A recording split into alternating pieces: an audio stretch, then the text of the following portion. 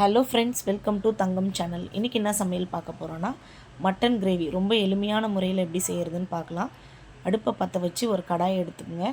நான் சட்டியில் தான் செய்ய போகிறேன். 5 ஸ்பூன் எண்ணெய் ஊற்றிக்குங்க. எண்ணெய் காஞ்சதுக்கப்புறம் வெங்காயம் 3 சின்ன சின்னதாக கட் பண்ணி சேர்த்துக்கிறேன். வெங்காயம் வதங்கிறதுக்காக உப்பும் சேர்த்துக்குங்க. 1 ஸ்பூன் நான் உப்பு சேர்த்துக்கிறேன். நல்லா கண்ணாடி பதம் அளவுக்கு வந்தால் போதுங்க. வெங்காயம் நல்லா வதங்கி வரட்டும். அதுக்குள்ளே நம்ம மட்டன் நான் ஒரு 1/4 கிலோ அளவுக்கு தான் மட்டன் எடுத்திருக்கேன். ஒரு 5 விசில் வச்சு நீங்கள் நல்லா வேக வச்சு எடுத்துக்கோங்க. இப்போது வெங்காயம் நல்லா வதங்கி வந்திருக்கு. இப்போ 3 தக்காளி, நல்லா பழுத்த தக்காளியாக எடுத்து நல்லா வதக்கி விடுங்க. நல்லா ஸ்மாஷ் ஆகி மசிஞ்சு வரணுங்க. அந்த அளவுக்கு தக்காளி வதங்கணும். 1 ஸ்பூன் அளவுக்கு மஞ்சள் தூள், சின்ன ஸ்பூன் அளவுக்கு தான் நான் எடுத்திருக்கேன். இஞ்சி பூண்டு பேஸ்ட் 1 ஸ்பூன் சேர்த்துக்குங்க. இஞ்சி பூண்டோட பச்சை ஸ்மெல் போகிற வரைக்கும் நல்லா வதக்கி எடுக்கணும்.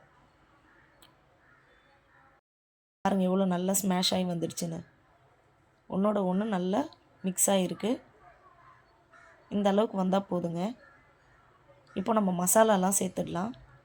குழம்பு மிளகாய் தூள் 2 ஸ்பூன் சேர்த்துக்கிறேன்.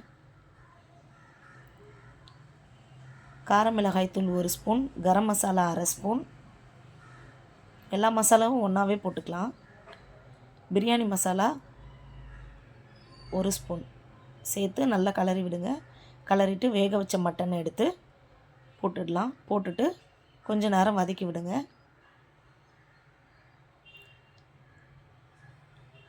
மட்டன் நம்ம வேக வச்சதில் மீதியான தண்ணி கீழே ஊற்றிடாதீங்க. அந்த தண்ணி தான் நம்ம இந்த கிரேவியில் ஊற்ற போகிறோம்.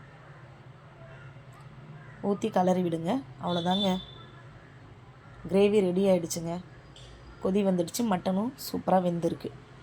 இந்த வீடியோ உங்களுக்கு பிடிச்சிருந்தால் லைக் பண்ணுங்கள், கமெண்ட் பண்ணுங்கள், ஷேர் பண்ணுங்கள். மறக்காமல் தங்கம் சேனலை சப்ஸ்கிரைப் பண்ணுங்கள்.